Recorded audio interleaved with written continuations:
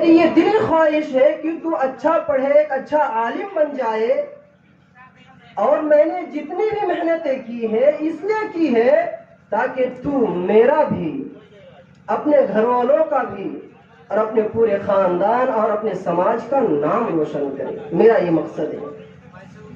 کل ایگزام ہے، کل امتحان ہے، ہونا تو یہ چاہیے کہ تو پڑھائی کرے، تو ایگزام کی تیاری کرے، لیکن میں تجھے کھیلتا ہوا دیکھ رہا ہوں۔ ایک باپ اپنی اولاد سے اتنی محبت نہیں کرتا جتنی محبت اللہ تعالیٰ اپنے بندوں سے کرتا ہے۔ سیم اسی طریقے سے اللہ تعالیٰ اپنے بندوں کو فکر آخرت دیتا ہے۔ بندوں تم دنیا میں مشغول ہو، قیامت آنے والی ہے، قیامت کی فکر کرو، آخرت کی فکر کرو۔ اللہ اپنے بندوں کو فکر آخرت دیتا ہے۔ میرے بھائیوں، صحابہ کو دیکھیے جو نبی کے ساتھ رہنے والے ہیں، نماز پڑھنے کے باوجود، حج کرنے کے باوجود، تلاوت قرآن پاک سے مالا مال ہونے کے باوجود، ماں باپ کی خدمت کرنے کے باوجود، نبی کے ساتھ رہنے کے باوجود، ہر نیک کام کرنے کے باوجود آپ صلی اللہ علیہ وسلم سے ہر ٹائم یہ سوال کرتے تھے، دلنی علی عمل اذا عملته دخلت الجنہ۔ اللہ کے پیارے حبیب، کوئی ایسا عمل بتا دیجئے کہ جس عمل کو میں کروں اور مرنے کے بعد جنت میں داخل ہو جاؤ۔ ایسا سوال، ایسا پرشن آج ہم نہیں کرتے ہیں۔ عالم ہو یا غیر عالم ہو، اگر ہمارا سوال ہوتا ہے تو دنیاوی ترقیات کے لیے ہوتا ہے، دنیا میں دھن دولت اور پیسے کمانے کے لیے سوال ہوتا ہے، لیکن آخرت کے لیے سوال نہیں ہوتا ہے۔ اللہ رب العالمین نے فرمایا، اقترب للناس حسابهم وهم في غفلة معرضون۔ کائنات کو مخاطب کر کے اللہ رب العالمین نے فرمایا، لوگوں کے حساب و کتاب کا وقت قریب آ گیا ہے۔ اقترب للناس حسابهم وهم في غفلة معرضون۔ لوگوں کے حساب و کتاب کا وقت قریب آ گیا ہے اور لوگ دنیاوی کاموں میں مشغول اور بزی ہے۔ ہونا تو یہ چاہیے کہ حساب اور کتاب کا وقت قریب ہے، آدمی آخرت کی فکر کرے، آدمی قیامت کی تیاری کرے کہ کل قیامت کے دن اللہ کے سامنے حاضر ہونا ہے اور اللہ کے سامنے ہر سوال کا جواب دینا ہے۔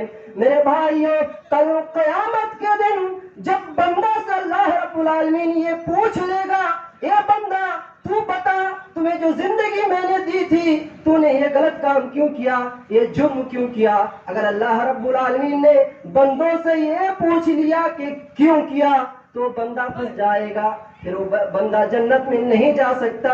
وہ کیوں سے اگر ہمیں اور آپ کو بچنا ہے تو آج سے ہی فکر آخرت کرنے کی ضرورت ہے، آخرت کی فکر کرنے کی ضرورت ہے۔ دنیا کی فکر تو ہونی ہی ہے، لیکن دنیا ہمیشہ کے لیے نہیں رہے گی، یہ دنیا سے ہمیں اور آپ کو جانا بھی ہے۔ اسی لیے کہتے ہیں 4 دن کی زندگانی ہے، پھر آپ اندھیری رات ہے۔ اقترب للناس حسابهم وهم في غفلة معرضون۔ دنیا والوں کا حساب قریب آ چکا ہے اور دنیا والے حساب کی تیاری نہیں کر رہے ہیں، بلکہ دنیاوی کام میں مشغول اور بزی ہیں۔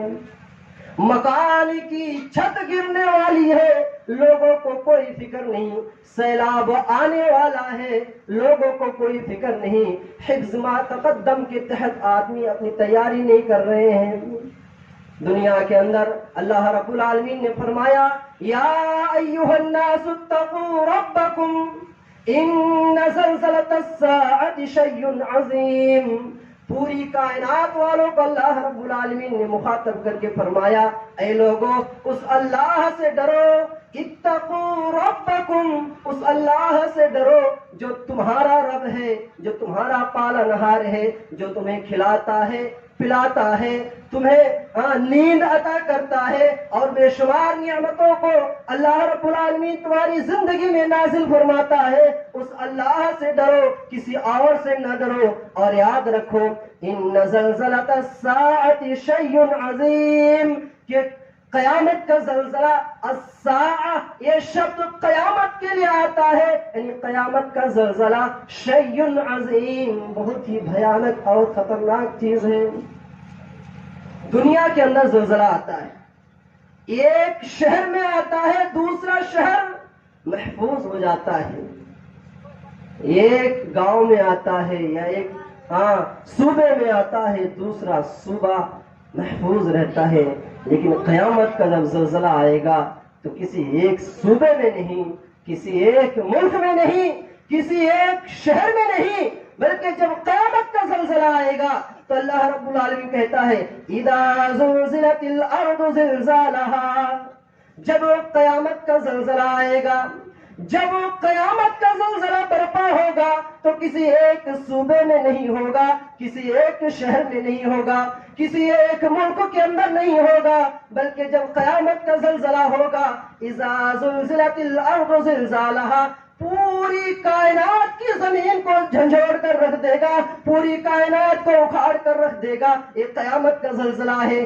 آئیے میں آپ کو بتاتے چلوں کہ جب قیامت کا زلزلہ آئے گا تو کیا منظر ہوگا، کیا وقت ہوگا، کیا حالات ہوگی۔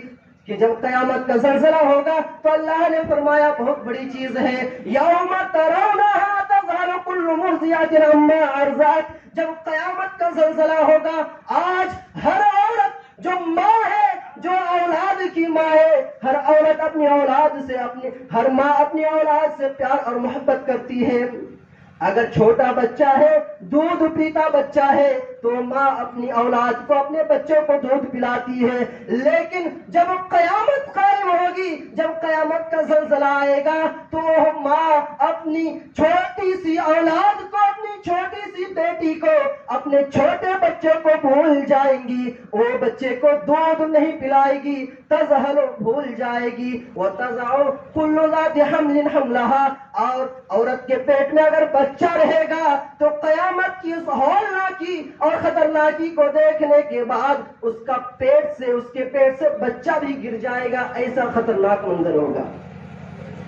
وَتَرَى النَّاسَ سُكَارَىٰ، اے لوگوں تم کائنات والوں کو دیکھو گے کہ وہ نشے کی حالت میں ہے، جیسے شراب پینے کے بعد ایک شرابی انسان نشے کی حالت میں ہوتا ہے، سے وہی حالت قیامت کے دن لوگوں کے اندر برپا ہو جائیں گی۔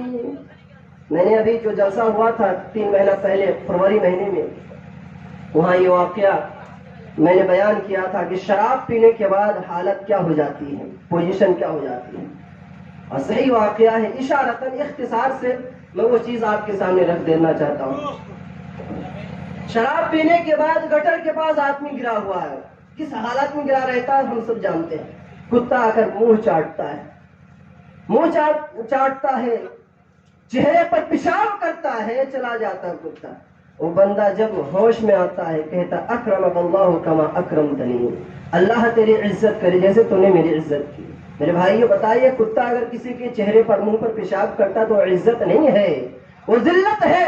تو قیامت کے دن لوگ نشے کی حالت میں نظر آئیں گے، اور اللہ کے پیارے حبیب نے فرمایا، حضرت عائشہ صدیقہ رضی اللہ تعالیٰ عنہ اسی آیت کو لے کر آپ صلی اللہ علیہ وسلم سے سوال کیا، اے اللہ کے پیارے حبیب، آپ تو فرماتے ہیں کہ قیامت کے دن سارے کے سارے لوگ ننگے ہوں گے، مرد ہو یا عورت ہو، لڑکا ہو یا لڑکی ہو، سارے لوگ بے کپڑا ہوں گے، برہنہ ہوں گے۔ اللہ کے رسول، اس دن تو عورتوں کو، لڑکیوں کو بہت شرم آئے گی، کیونکہ سارے لوگ برہنہ ہوں گے، ایک دوسرے کو دیکھیں گے۔ اما عائشہ صدیقہ رضی اللہ عنہ کا سوال ہے، اللہ کے پیارے حبیب نے کہا، عائشہ نبی کی بیوی ہونے کے باوجود بھی اس طرح کا سوال پوچھتی ہو؟ کل قیامت کے دن کسی کو ہوش ہی نہیں ہوگا۔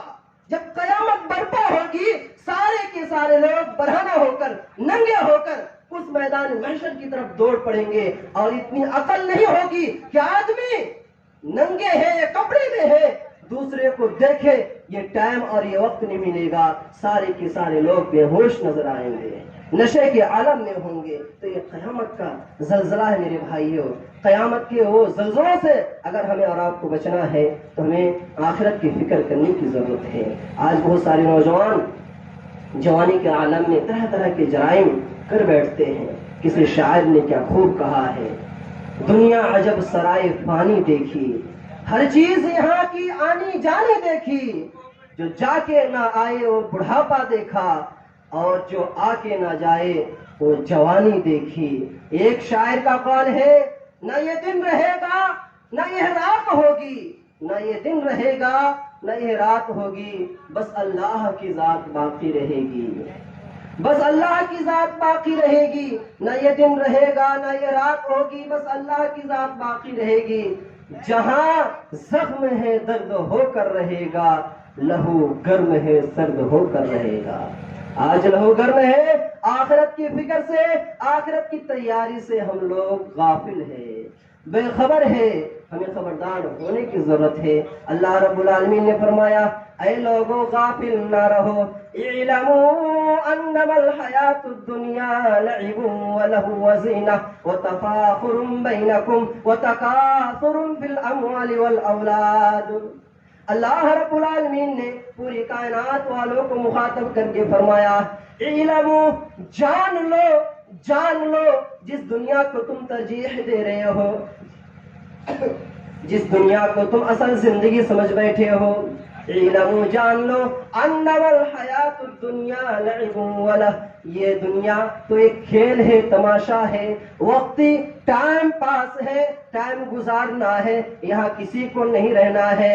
اللہ رب العالمین نے فرمایا، بل تؤثرون الحیات الدنیا والآخرۃ خیر وابقی، یہ دنیاوی زندگی محض کھیل اور تماشا ہے، جسے تم اچھی زندگی سمجھ رہے ہو، یہ اچھی زندگی نہیں ہے۔ اگر اچھی زندگی دیکھنی ہے، والآخرۃ خیر وابقی، آخرت کی زندگی بہتر اور باقی رہنے والی ہے،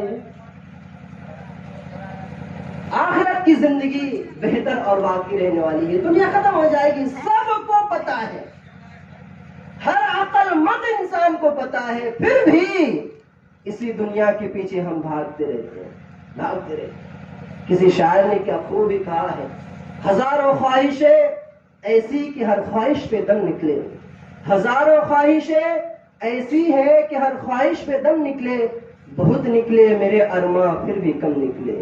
ایک خواہش، ایک تمنا، ایک اچھا آدمی پوری کرتا ہے، دوسری خواہش سر اٹھا کے کھڑی ہو جاتی ہے۔ آدمی کی دلی خواہشیں، تمنائیں کبھی پوری نہیں ہو سکتی، یہ دنیا ختم ہو جائے گی۔ اسی لیے اللہ تعالیٰ نے جس حال میں جس کو رکھا ہے، اللہ کا شکر گزار ہونا چاہیے، اللہ کو یاد کرتے رہنا چاہیے۔ ابھی مجھ سے پہلے بھائی صاحب اظہر الدین صاحب نے نماز کے بارے میں بتایا ہے۔ نماز، اگر ہم نماز سے غافل ہیں تو پھر ہمارے اندر فکر آخرت نہیں ہے۔ فکر آخرت میں اگر دیکھنا ہے تو نماز کو بھی شامل کرنی ہے، اور نماز کی فضیلت اور اہمیت بھی آپ کے سامنے پیش کی گئی ہے۔ اللہ نے کیا فرمایا، اتل ما اوحی الیک من الکتاب، اے محمد صلی اللہ علیہ وسلم، میرے بھائیوں، ہم رمضان کے مہینے میں قرآن کی تلاوت کرتے ہیں، رمضان کے مہینے میں نماز ادا کرتے ہیں، نماز رمضان کے مہینے میں زکوٰۃ اور صدقہ و خیرات کا اہتمام کرتے ہیں، نماز رمضان کے مہینے میں قرآن کی تلاوت کرتے ہیں، لیکن جو ہی رمضان کا مہینہ ختم ہو جاتا ہے، ہم قرآن کی تلاوت سے دور ہو جاتے ہیں، ہم نماز سے دور ہو جاتے ہیں، لوگوں کے ساتھ جو اچھا سلوک کرتے تھے اس سے بھی دور ہو جاتے ہیں۔ آپ صلی اللہ علیہ وسلم قرآن کی تلاوت کرتے تھے، اور پیچھے سے کفار اور مشرکین، ابو جہل کے دوست، ابو جہل کے ساتھیوں نے نبی کریم صلی اللہ علیہ وسلم کو پریشان کیا، پریشان کرتے تھے، لیکن آپ صلی اللہ علیہ وسلم قرآن کی تلاوت نہیں چھوڑتے تھے۔ اسی چیز کو اللہ رب العالمین نے بیان فرمایا، اتل ما اوحی الیک من الکتاب، اے محمد، تمہاری طرف، آپ کی طرف جو کتاب نازل کی گئی ہے، اس کتاب کی تلاوت کرتے رہیے، اس کتاب کو پڑھتے رہیے۔ قرآن پڑھنے کا کیا مقام ہے، قرآن پڑھنے کی کیا فضیلت ہے، انشاءاللہ بتاؤں گا۔ آگے اللہ رب العالمین نے فرمایا، وَأَقِمِ الصَّلَاةَ، نماز بھی قائم کرو۔ نماز پڑھو گے تو کیا ہوگا، إِنَّ الصَّلَاةَ تَنْهَىٰ عَنِ الْفَحْشَاءِ وَالْمُنكَرِ، نماز پڑھو گے گناہوں سے بچے رہو گے، نماز پڑھو گے جرم سے بچے رہو گے۔ لیکن یہاں ایک سوال میں آپ کے سامنے رکھنا چاہتا ہوں، آج ہم نماز کے ادا کرنے کے بعد بھی طرح طرح کے جرم کرتے ہیں، اور ہمارے گاؤں سماج میں تو سب سے بڑا جرم کیا ہے، کسی کے کھیت میں اگر بکری چلی جائے تو پھر دیکھ لو نمازی کو، میں تو بہت سارے عالموں کو دیکھا جو عالم ہے، جو ڈگریاں لے کر گھر میں بیٹھے ہوئے ہیں، ان کی زبان سے بھی اتنی خراب قسم کی گالیاں نکلتی ہے کہ کہیے مت، جو جاہل بھی نہیں دے سکتا ہے۔ میں کسی پر طنز نہیں کر رہا ہوں میرے بھائی، اگر کچھ علم دیا ہے، حالات خراب ہے مالی اعتبار سے، کسی بھی اعتبار سے، تو اس چیز کو ہم بہانہ اور ذریعہ بنا کر دوسرے کو گالی نہیں دے سکتے۔ وہ بیچاری جانور ہے، بکری، گائے، بھینس، اگر جان بوجھ کے کوئی مالک چراتا ہے، کسی کھیت میں لے کے جاتا ہے تو مالک کو ماریے، مالک کو سزا دیجیے، وہ جانور کو مت دیجیے۔ اس کی کیا غلطی ہے؟ کچھ غلطی نہیں ہے۔ تو نمازی کو اگر دیکھنا ہے تو ایسی حالت میں دیکھ لیجیے، گاؤں میں تھوڑی سی زمین کوئی کاٹ لیا تب دیکھ لیجیے۔ اور زمین کا مسئلہ تو بہت ہی سنگین ہے۔ لا علمی چیز کو علمی بنانے کی کوشش کی جاتی ہے، نہیں معلوم کس کی زمین ہے، پھر بھی کاٹ کے چلے گا، جس کو ہم آئل کہتے ہیں۔ دیکھیے جب دھان روپنے کا ٹائم آتا ہے، کتنا ادھر سے بھی وہ کاٹ رہا ہے، ادھر سے بھی کاٹ رہا ہے، آئل ہے ہی نہیں۔ یہ غلط ہے۔ وہ زمین کا اتنا زرخیز حصہ نہیں ہے کہ سب فصلیں اسی آئل کے پاس ہی بازو میں اگے گا۔ آپ کی جو زمین ہے وہاں فصلیں اگے گی، اس کو رہنے دیجیے، وہ ایک نشان ہے۔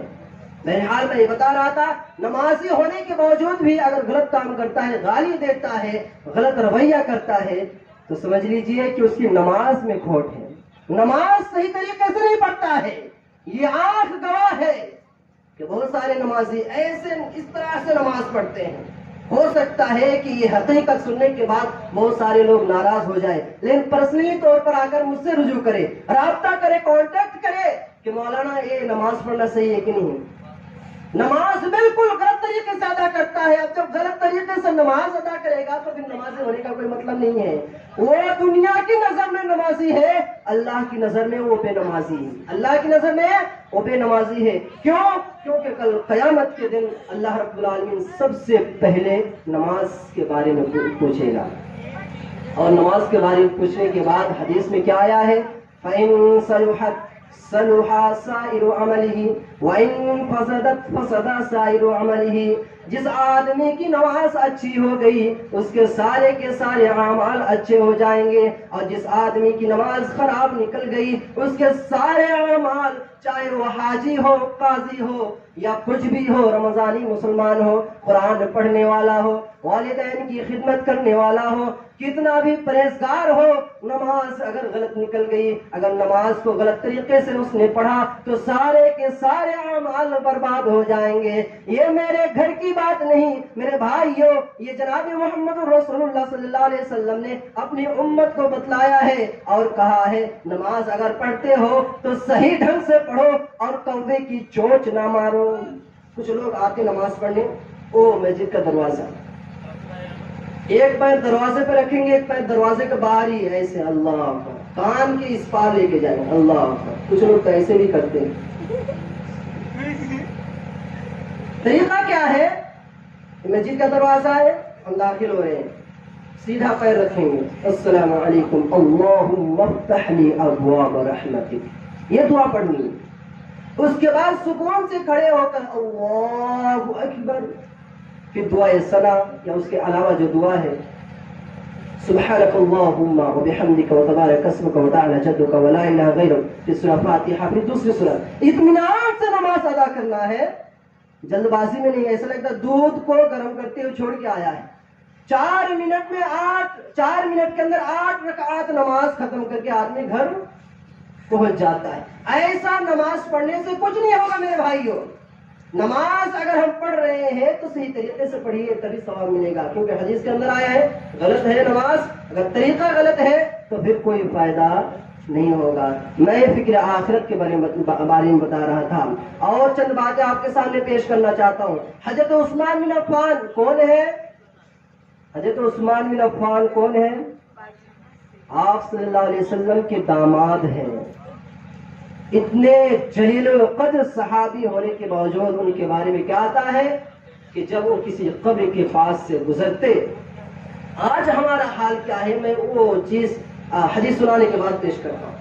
حضرت عثمان بن عفان کے بارے میں آتا ہے کہ جب حضرت عثمان بن عفان رضی اللہ تعالیٰ عنہ کسی قبر کے پاس سے گزرتے جاتے تو اتنا روتے کہ ان کی داڑھی مبارک تر ہو جاتی، ان کی داڑھی آنکھوں کے آنسو سے بھیگ جاتی، گیلی ہو جاتی۔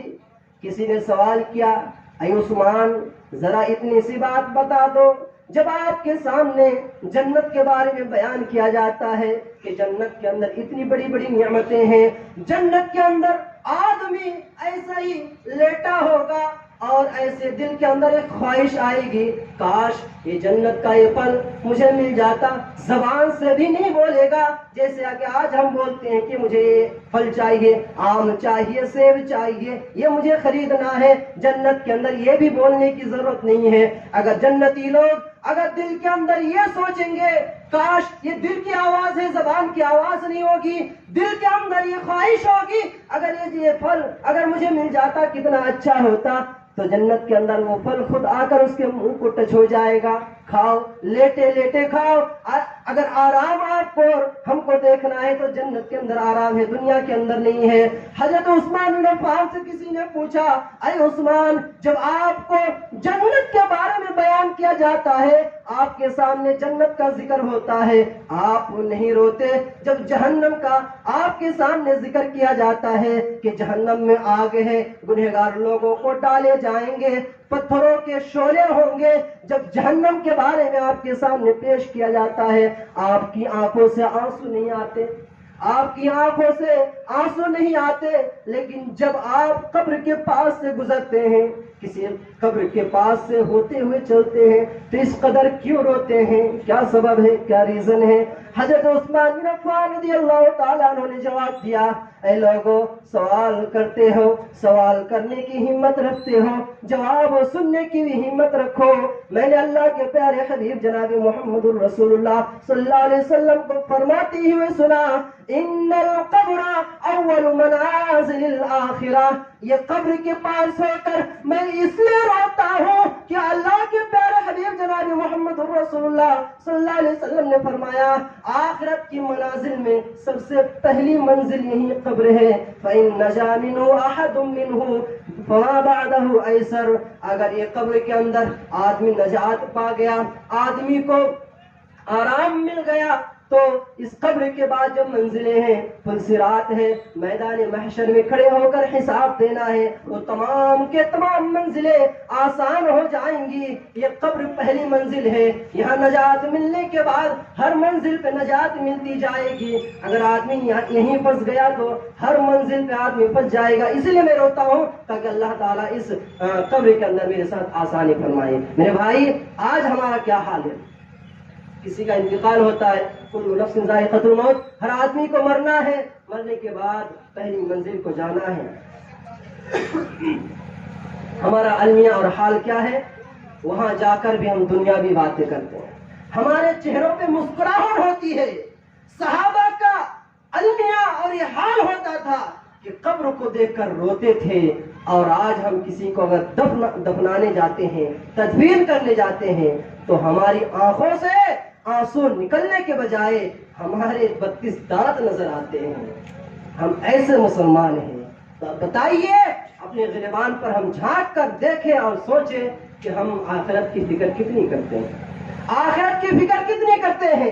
اللہ کے پیارے حبیب جناب محمد رسول اللہ صلی اللہ علیہ وسلم نے فرمایا، او لوگوں دنیا میں رہو، لیکن کس طرح رہو؟ کن فی الدنیا کأنک غریب او عابر السبیل، دنیا کے اندر ایک مسافر بن کر رہو، دنیا کے اندر ایک مسافر بن کر رہو، اور اپنی زبان سے یہ دعا کرتے رہو، ربنا آتنا فی الدنیا حسنۃ وفی الآخرۃ حسنۃ وقنا عذاب النار۔ اے اللہ ہمیں دنیا کے اندر بھی بھلائی عطا فرما، اے اللہ ہمیں آخرت کی بھی بھلائی عطا فرما، اے اللہ مرنا تو ہر کسی کو ہے، وقنا عذاب النار، اور ہمیں عذاب النار سے محفوظ فرما۔ یہ آخرت کی فکر ہے میرے بھائیو، دنیا کے اندر مسافر بن کر رہنا ہے۔ ہمارے والد کا انتقال ہوا تو ہمیں بھی جانا ہے، اگر ہمارا انتقال ہوا تو ہمارے بچے کو بھی جانا ہے۔ دن بہ دن آدمی مر رہا ہے، یہ میسج دے رہا ہے خاموش میسج ہے کہ لوگوں تمہیں بھی ایک دن دنیا سے جانا ہے، یہ دنیا سے رخصت ہونا ہے، پھر بھی آج ہم اس چیز کو سمجھ نہیں پا رہے ہیں۔ آخرت کی فکر کرنے کی ضرورت ہے۔ اور ایک حدیث آپ کے سامنے پیش کرتا ہوں، صحیح البخاری کی حدیث ہے۔ اللہ کے پیارے حبیب جناب محمد رسول اللہ صلی اللہ علیہ وسلم نے فرمایا کہ ہر نبی کو ایک دعا کرنے کا موقع دیا گیا تھا۔ اللہ نے موقع دیا تھا، ایک چانس دیا تھا کہ ایک دعا کی رخصت آپ کو دی جا رہی ہے، جو کچھ مانگو گے وہ مل جائے گا۔ حضرت آدم علیہ السلام کی باری آئی، آدم علیہ السلام نے وہ دعا مانگی۔ نوح علیہ السلام کا نمبر آیا،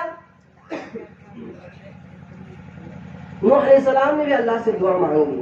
اس طرح سے جتنے بھی انبیاء دنیا کے اندر آئے، تمام کے تمام انبیاء نے اللہ سے، رب سے دعا مانگ لی۔ لیکن جب آپ صلی اللہ علیہ وسلم کی باری آئی تو آپ نے کیا فرمایا؟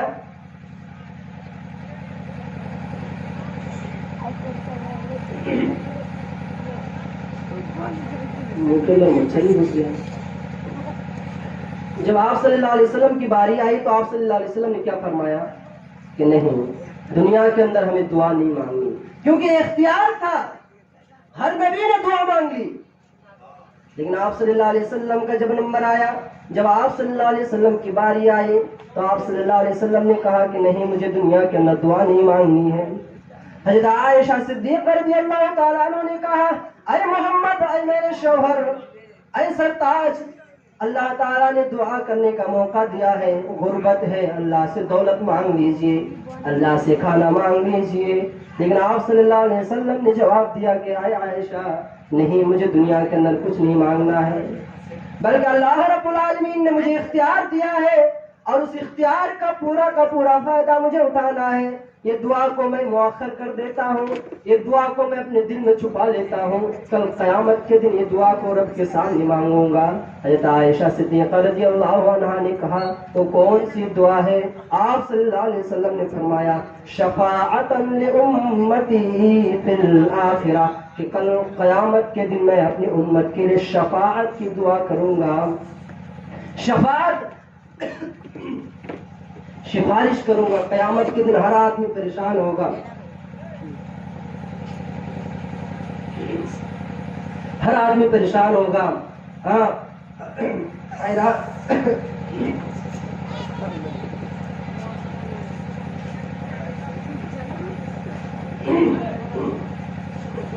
تب جا کر میں اللہ سے دعا مانگوں گا۔ پوری مشہور حدیث ہے کہ اللہ تعالیٰ محمد صلی اللہ علیہ وسلم آپ اللہ کے سامنے سر کو جھکا دیں گے اور کہیں گے، امتی امتی، اے اللہ میری امت کو بخش دو، میری امت کو جنت میں داخلہ فرما دو۔ تو اللہ تعالیٰ کہے گا، یا محمد ارفع رأسک، اے محمد اپنے سر کو اٹھا لو۔ پھر اللہ تعالیٰ تمام امت کو، اللہ تعالیٰ امت کو، گنہگار لوگوں کو جنت میں داخلہ نصیب فرمائے گا۔ دیکھیے، حدیث ہر چیز ہم جانتے ہیں۔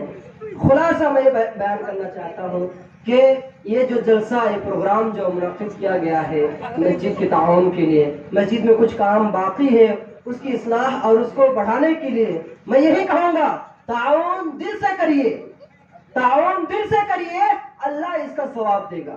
حدیث ہے اس کی فضیلت پر، لیکن مسجد بنوانے کے بعد اس کو بھول مت جائیے۔ میں یہ چیز یہاں بھی بیان کر رہا ہوں، اور شہر ممبئی جو بہت بڑا شہر ہے، ہر کوئی جانتا ہے، وہاں بھی کہتا ہوں، مسجد بنوا دینا کمال کی بات نہیں میرے بھائی، مسجد بنوا دینا یہ کمال کی بات نہیں ہے۔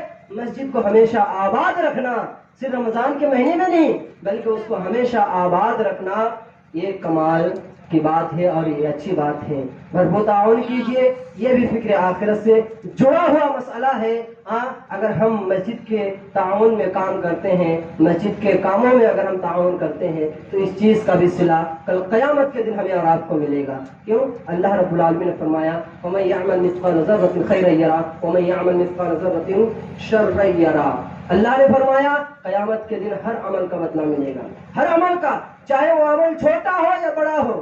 ہمارے پاس جتنی طاقت ہے، استطاعت ہے، اسی حساب سے ہم مسجد کو آباد کرنے اور اس مسجد کا نمازی بننے کی کوشش کریں۔ اگر ہم نماز سے غافل رہے، میرے بھائی، وقت اور حالات سے ہم سب واقف ہیں کہ کس طرح سے حکمراں اور حاکم وقت کس طرح سے مسلمانوں پر اور لوگوں پر ظلم کا پہاڑ توڑ رہا ہے. ایسے وقت میں بھی ہمیں اور آپ کو سنبھال کر سیاست کو سمجھنا بہت ہی ضروری ہے. جیسا ہمارے گاؤں سماج میں ہے, میں سیاسی آدمی نہیں ہوں, لیکن میری دلی خواہش ہے کہ مجھے الیکشن سے پہلے جہاں بھی موقع ملے گا کچھ بولنے کا, میں یہی تمام مسلمان بھائی کو کہوں گا کہ ہندو ہے اپنی جگہ پر, وہ بھی ہمارے بھائی ہے, انسانی بھائی ہے, لیکن یہ مسلمانوں کو چھوڑیے مت.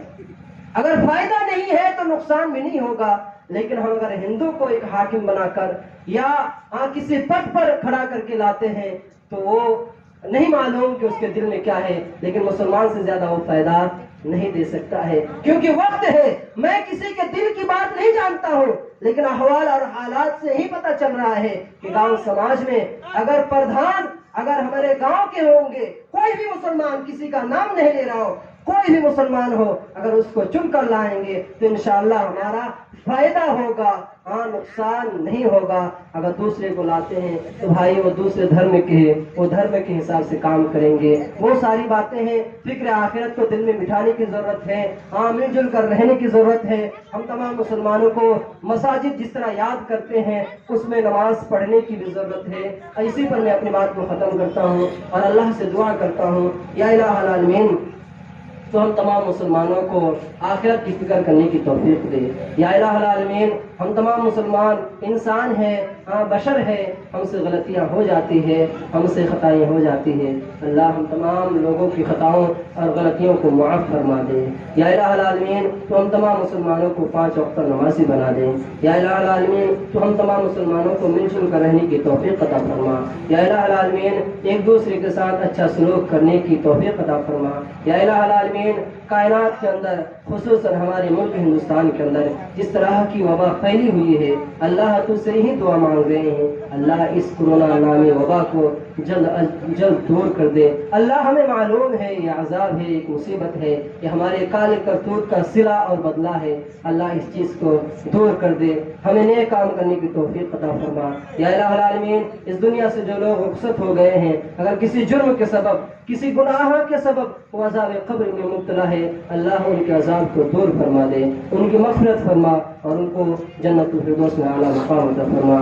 یا الہ العالمین کائنات کے اندر جو بیمار ہے اللہ ان کو شفاء کاملہ و عاجلہ عطا فرما. یا الہ العالمین ہم جب تک زندہ رہے ایمان و اسلام کی حالت پر رہے, توحید پر رہے, اور جب ہمارا خاتمہ ہو ایمان و اسلام کی حالت پر ہو, توحید پر ہو, اور ضوابط صدا لا الہ الا اللہ ہو. آمین. تقبل یا رب العالمین وآخر دعوانا ان الحمد للہ رب العالمین. السلام علیکم ورحمۃ اللہ.